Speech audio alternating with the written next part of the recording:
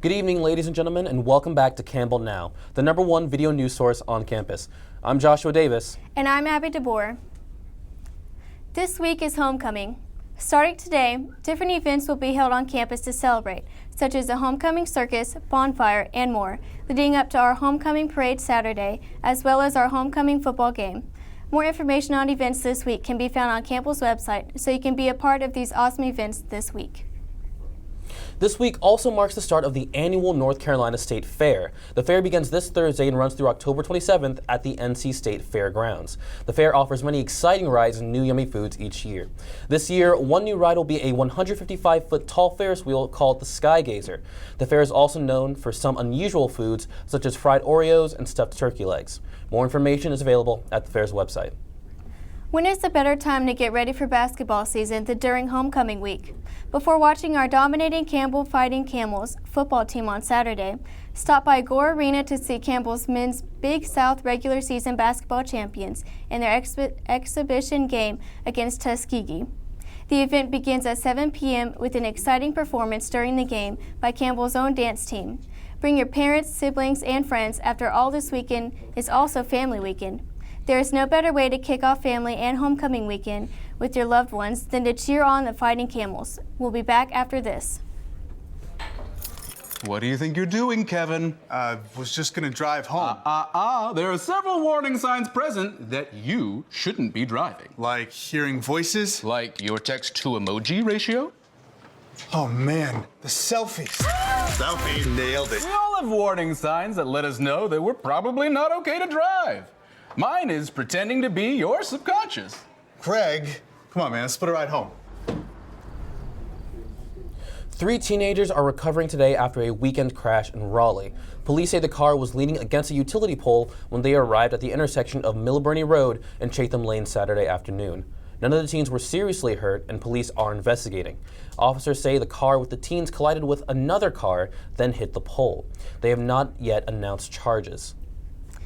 Once again, the California wildfires are taking over and firefighters are working hard to keep them under control.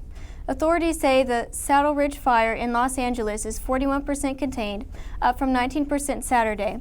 Around 100,000 homeowners had been forced to evacuate homes in Los Angeles when the fire started to increase. The fires are fueled by strong Santa Ana winds and low humidity. It is said that the fire destroyed at least 31 homes. A Fort Worth woman is dead after a fatal gunshot from a police officer. Investigators say that an officer shot a Tatiana Jefferson through a window of her home after a neighbor called police to do a welfare check on her. Apparently, her front door was open and the lights were on. She was pronounced dead at the scene. The officer, whose name has not yet been released, has since been placed on administrative leave pending an investigation. A service will be held later this week for a soldier that died from a medical emergency in Fort Bragg last month. Private Andrew McLean died on September 10th after a non-heat-related incident before going to physical training.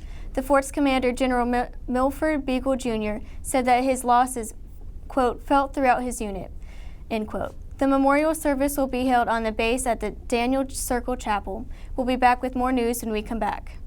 I got it! Hi. Can you help me? I got it. Thank you. No problem. Just like the rules to surviving Zombieland, there are steps you can take to be prepared for an emergency. It's the right thing to do. Talk with your family to make a plan. Look for safe areas to meet up if separated. And stock up on supplies. It's never too early to get prepared, so start now. Right now? Right now. You can't predict emergencies, but you can be ready. You're welcome, America. Visit ready.gov today to learn more. The moon's south pole has recently become a little more interesting to scientists all over the world because some ice found in craters may be newer than originally thought. Both India and the US are looking at the craters. Some of the ice is thought to be billions of years old, while some of it may be newer. Because the moon has no atmosphere, it's constantly bombarded with asteroids. The age of the ice is important because it may hold clues to the formation of water in other parts of our solar system. An American Eagle flight that had departed from Charlotte and was on the way to Virginia was forced to land at Raleigh-Durham International Airport this weekend on Sunday. The plane was forced to land after pilots reported smelling smoke in the cockpit. A spokeswoman from American Eagle reported that 45 passengers were aboard the flight. No injuries were reported and the flight landed safely. However, one passenger on board did request medical attention. That's all we have for today. Thank you for joining us. I'm Abby DeBoer. And I'm Joshua Davis. We'll have college sports tomorrow as well as more news Wednesday evening. We'll see you later, Camels.